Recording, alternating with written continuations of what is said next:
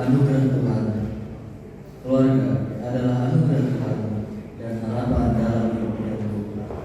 Kekuatan di saat rapuh, dorongan di saat kau berhenti, doa di saat aku tak sanggup mengucapkan kata, baik makna yang tak sanggup melukis, banyak kisah yang tak bisa menceritakan, ada sedih dan bahagia dan ada tawa di balik duka.